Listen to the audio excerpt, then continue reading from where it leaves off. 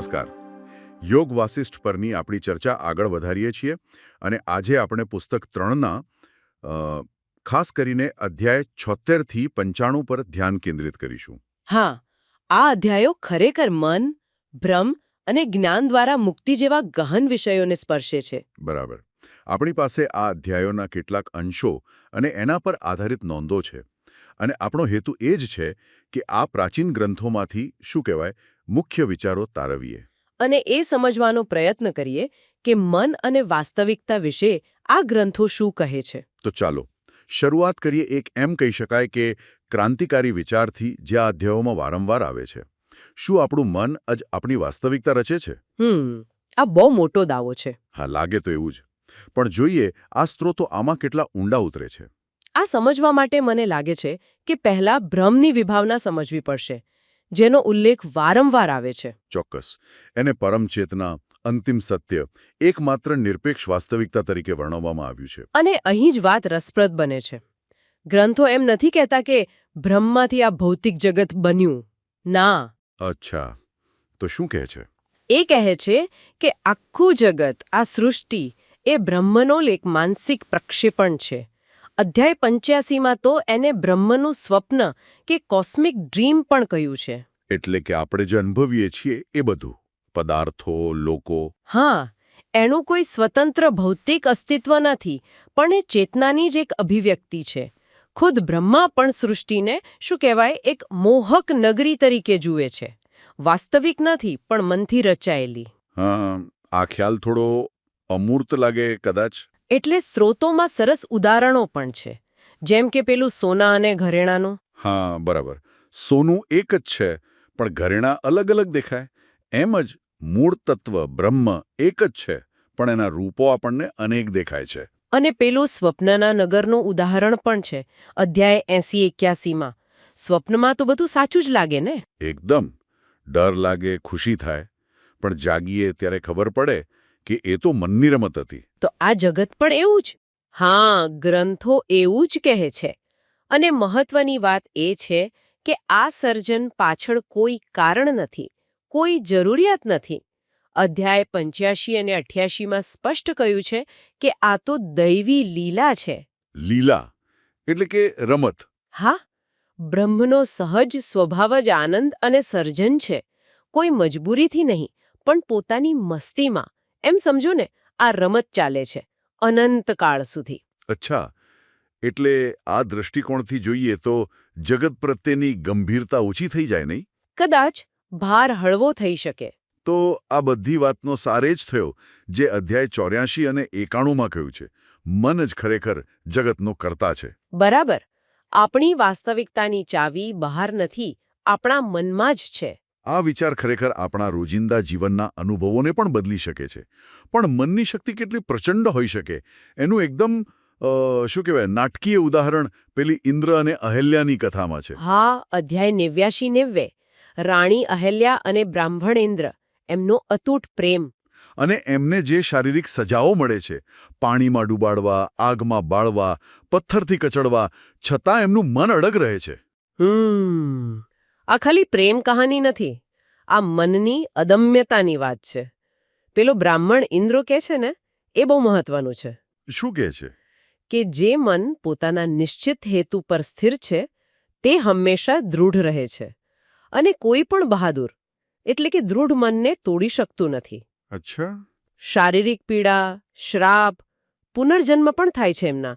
હરણ, કબૂતર, પછી માણસ તરીકે જન્મે છે. પણ આ બધું શરીરને અસર કરે છે. એમના મનના સંકલ્પને, એમના પ્રેમને નથી તોડી શકતું. એટલે મન ભૌતિક બંધનોથી પર છે એમ સાબિત થાય છે. બિલકુલ. પણ અહીં એક પ્રશ્ન થાય, જો મન આટલું શક્તિશાળી છે તો પછી શ્રાપ જેવી બાહ્ય અસરો કામ કઈ રીતે કરે? એ પણ તો મન પર જ અસર કરતી હશે ને? સારો પ્રશ્ન છે. અધ્યાય 92માં બ્રહ્મા આનો જવાબ આપે છે. એ સમજાવે છે કે જીવોના 2 પ્રકારના શરીર હોય છે. 2 શરીર? કયા કયા? એક માનસિક શરીર જે સૂક્ષ્મ છે, સ્વતંત્ર છે, સક્રિય છે. અને બીજું ભૌતિક શરીર જે સ્થૂળ છે. અને આ ભૌતિક શરીર શ્રાપ જેવી બાહ્ય અસરોને ગ્રહણ કરી શકે છે. ઓહ. પણ જે વ્યક્તિ પોતાના મનને સંયમથી, જાગૃતિથી કેળવે છે, એનું માનસિક શરીર દૃઢ રહે છે. એટલે શ્રાપ ભૌતિક શરીરને અસર કરે, પણ એ દૃઢ મનને પીડા, બીમારી કે દુષ્શક્તિઓ વિચલિત ન કરી શકે. એટલે જ પેલો મંત્રી રાજા વિક્રમને સલાહ આપે છે અધ્યાય 77માં કે કર્કટીની ગર્જના વખતે પણ શાંત રહો. હા, એ આ જ સિદ્ધાંત પર આધારિત છે. મનની સ્થિરતા જ સાચું રક્ષણ છે. બરાબર. પણ પાછા મૂળ વાત પર આવીએ. જો આ જગત મનનું પ્રક્ષેપણ છે, સ્વપ્ન જેવું ભ્રામક છે, તો પછી આ દુઃખ અને પીડા જે આપણે અનુભવીએ છીએ એ આટલા તીવ્ર, આટલા વાસ્તવિક કેમ લાગે છે? આ તો મોટું વિરોધાભાસ જેવું નથી લાગતું? ના, વિરોધાભાસ નથી. એ જ તો મનની શક્તિ છે. સ્વપ્નમાં પણ ડર લાગે, પીડા થાય, આનંદ મળે, બધું સાચું જ લાગે ને? હા, એ તો છે. કારણ કે મન એને એટલી તીવ્રતાથી રચે છે. અધ્યાય 80 અને 87 કહે છે કે દુઃખનું મૂળ કારણ એ જ છે કે આપણે આ માનસિક રચનાને, આ ભ્રમને સાચું માની લઈએ છીએ. હા, એટલા બધા જોડાઈએ જઈએ છીએ કે આપણને લાગે છે કે આપણે જ આ છીએ. જગતને તો ઇન્દ્રિયોને ફસાવવા માટેની જાળ કહ્યું છે.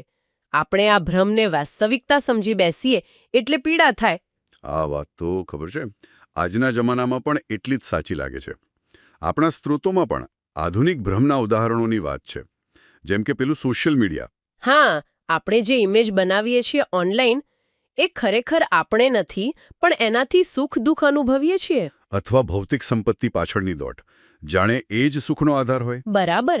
આ બધું જ એ જ જૂના સિદ્ધાંતનું નવું રૂપ છે, ભ્રમને સત્ય માનવું. અને આ ભ્રમ, આ અજ્ઞાન એ જ કર્મના ચક્રને ચાલુ રાખે છે. ચોક્કસ. કર્મ, ઈચ્છા, પુનર્જન્મ આ બધું જોડાયેલું છે. અધ્યાય 93 અને 95માં પ્રશ્ન પણ ઉઠાવ્યો છે કે જો બધા જીવો બ્રહ્મમાંથી જ આવ્યા છે તો કોઈ સુખી ને કોઈ દુઃખી કેમ? હા, કોઈ સફળ ને કોઈ નિષ્ફળ કેમ? એનો જવાબ છે એમના પોતાના કર્મો અને એમની માનસિક સ્થિતિઓ. વ્યક્તિ જેવું વિચારે, જેવી ઈચ્છા રાખે, જેવા કામ કરે એવું જ ભવિષ્ય રચે છે અને એવા જ સંજોગો અનુભવે છે. કારના હા, શુદ્ધ સત્વ ગુણવાળાથી માંડીને ઘોર તમસ એટલે કે અજ્ઞાનમાં ડૂબેલા જીવો સુધી જે શુદ્ધ સત્વવાળા છે એ જ્ઞાન સહેલાઈથી ગ્રહણ કરી શકે, કદાચ એક જ જન્મમાં મુક્ત થઈ જાય. અને જે તમસમાં ડૂબેલા છે એમને અસંખ્ય જન્મો સુધી ભટકવું પડી શકે છે. આ સાંભળીને થોડો વિચાર આવે કે શું આ અસંખ્ય પુનર્જન્મ અને એમાં રહેલું દુઃખ, શું એ ન્યાયી છે? જુઓ, ગ્રંથોનો દ્રષ્ટિકોણ એવો છે કે આ કોઈ બહારની સત્તાએ આપેલી સજા નથી. તો શું છે? એ તો વ્યક્તિના પોતાના મન, એની ઈચ્છાઓ, એના કર્મોનું જ પરિણામ છે. એક કુદરતી ચક્ર છે. એ ત્યાં સુધી ચાલ્યા કરે જ્યાં સુધી વ્યક્તિ જ્ઞાન દ્વારા આમાંથી બહાર નીકળવાનો રસ્તો ન શોધી લે. એટલે કે આ કોઈ સજા નથી, પણ કારણ અને કાર્યનો નિયમ છે. હા, અને મહત્વની વાત એ છે કે આ મુક્તિનો માર્ગ દરેક માટે દરેક સમયે ખુલ્લો છે. આમાં કોઈ અન્યાય નથી, પણ મુક્તિ મેળવવાની તક રહેલી છે. બરાબર. હવે આ બધા સિદ્ધાંતોનું એક જીવંત ઉદાહરણ જોઈએ, પેલી કર્કટીની કથા. જ્ઞાન દ્વારા કેવું જબરદસ્ત પરિવર્તન આવે છે એની વાત. હા, અધ્યાય 76 થી શરૂ થાય છે. કર્કટી એક ભયાનક રાક્ષસી, લોકોને ખાઈ જાય. એનું મૂળ નામ સૂચિ હતું, સોય જેવી, એટલી તીક્ષ્ણ પીડા આપનારી. પણ એનામાં કંઈક અલગ હતું, નહીં? હા, એ ખાલી રાક્ષસી નહોતી, એનામાં ઊંડી વિચાર શક્તિ હતી. એ ધ્યાન કરે છે, આત્મવિશ્લેષણ કરે છે અને પછી એક કઠોર નૈતિક સંકલ્પ લે છે. કયો સંકલ્પ? એ નક્કી કરે છે કે ભૂખે મરી જઈશ, પણ અયોગ્ય ખોરાક નહીં લઉં. એટલે કે હિંસા કે અન્યાયથી મેળવેલું ભોજન નહીં કરું. એક રાક્ષસી માટે આવો નિર્ણય? આ તો અકલ્પનીય કહેવાય. બરાબર. અને આ જ એના પરિવર્તનનો પાયો બને છે. એ બતાવે છે કે સાચા પરિવર્તન માટે નૈતિક શુદ્ધતા કેટલી જરૂરી છે. પછી એની મુલાકાત થાય છે રાજા વિક્રમ અને એમના જ્ઞાની મંત્રી સાથે. હા, અને કર્કટી એમના જ્ઞાનની પરીક્ષા લે છે. ગહન પ્રશ્નો પૂછે છે. બ્રહ્મ શું છે? જગતનું સત્ય શું? ચેતના અને પદાર્થનો સંબંધ શું? અને રાજા અને મંત્રી એને વેદાંતના ગહન સત્યો સમજાવે છે. પેલી અદ્વૈતની વાત કરે છે, બે નહીં પણ એક. હા, કે બધું જ અંતે એક જ પરમ સત્ય બ્રહ્મ છે. આ જે વિવિધતા દેખાય છે એ ખાલી ભ્રમ છે. અને આ જ્ઞાનની અસર કેવી થાય છે કર્કટી પર? જબરદસ્ત. અધ્યાય 82માં વર્ણન છે. એનું હૃદય પરિવર્તન થઈ જાય છે. એ હિંસાનો સંપૂર્ણ ત્યાગ કરે છે. અને શાશ્વત ધ્યાનમાં લીન થવાનો સંકલ્પ કરે છે. એ કહે છે, હવેથી હું કોઈ જીવનો વધ નહીં કરું. વાહ! આ બતાવે છે કે સાચું જ્ઞાન ખાલી બુદ્ધિની વાત નથી. ના, બિલકુલ નહીં. એ વ્યક્તિના સ્વભાવને, એના કર્મોને બદલી નાખે છે, ક્રૂરતાને કરુણામાં ફેરવી શકે છે. પણ પછી કથામાં એક વળાંક આવે છે. પેલો રાજા વિક્રમ, હા, એ કરકટીની ભૂખનું સમાધાન કરવા માટે એને સજા પામેલા દુષ્ટ ગુનેગારોને ખાવાની પરવાનગી આપે છે. સ્ત્રોતો આને વ્યવહારિક નૈતિકતા કે નૈતિક સમાધાન કહે છે. આ થોડું અટપટું નથી લાગતું? હા, આ મુદ્દો વિચારવા જેવો છે. એક તરફ અહિંસાનો સંકલ્પ, બીજી તરફ ગુનેગારોને ખાવાની છૂટ. એ કેવી રીતે બંધ બેસે? સ્ત્રોતો એને આમ રજૂ કરે છે કે આ સમાજની વ્યવસ્થા જાળવવા અને કરકટીને એના નવા સંકલ્પનું ઉલ્લંઘન કર્યા વિના જીવિત રાખવાનો ઉપાય છે. તર્ક એવો છે કે ગુનેગારોને તો રાજ્યના કાયદા મુજબ સજા મળેલી જ છે. અચ્છા. એટલે એમને ખાવાથી કરકટી અયોગ્ય ખોરાક નથી લઈ રહી. આ કદાચ આદર્શ નૈતિકતા અને શાસનની વ્યવહારિક મર્યાદાઓ વચ્ચેનો તણાવ બતાવે છે. પણ મુખ્ય વાત કરકટીનું આંતરિક પરિવર્તન છે, જે તો અકબંધ જ રહે છે. અને એનું પરિવર્તન ત્યાં અટકતું નથી, ખરું ને? એ તો રક્ષક અને ઉપચારક બને છે. હા, કિરાત પ્રદેશના લોકો માટે બ્રહ્મા પાસેથી મળેલા મંત્રથી કોલેરા જેવી મહામારીઓ દૂર કરે છે. અને અંતે લોકો એને દેવી તરીકે પૂજવા લાગે છે. કંદરા દેવી કે મંગલા દેવી. બરાબર, એક રાક્ષસીમાંથી દેવી. આ જ્ઞાનની પરિવર્તનકારી શક્તિનું કેટલું સચોટ ઉદાહરણ છે. ખરેખર, કરકટીની કથા ખાલી વાર્તા નથી, એક રૂપક છે. હા, એ બતાવે છે કે ગમે તેવો સ્વભાવ હોય, જ્ઞાન અને નૈતિક સંકલ્પથી બદલાવ શક્ય છે અને છેવટે દિવ્યતા સુધી પહોંચી શકાય છે. તો આ બધી ચર્ચા ફરી આપણને મૂળ મુદ્દા પર લાવે છે. બ્રહ્મ, જે અંતિમ નિરાકાર અદ્વૈત સત્ય છે, અને એની સાથે આપણો સંબંધ. અને મુક્તિ એટલે કે મોક્ષનો માર્ગ શું છે? અધ્યાય 95 કહે છે કે જ્યારે મનની બધી વૃત્તિઓ, બધી ઈચ્છાઓ, બધી ચંચળતા શાંત થઈ જાય, એકદમ શાંત. હા, અને વ્યક્તિ હું બ્રહ્મ છું એ સત્યનો અનુભવ કરે, સાક્ષાત્કાર કરે, ત્યારે મુક્તિ મળે છે. જેમ નદી સમુદ્રમાં ભળી જાય ને, પોતાનું અલગ અસ્તિત્વ ખોઈ દે, એમ વ્યક્તિગત ચેતના પરમ ચેતનામાં વિલીન થઈ જાય. બરાબર. આના માટે મનની અત્યંત સ્થિરતા અને ઈચ્છાઓનું વિસર્જન જરૂરી છે. ચાલો, તો આપણે આ ઊંડાણપૂર્વકની ચર્ચાના મુખ્ય મુદ્દાઓ એકવાર ફરી જોઈ લઈએ.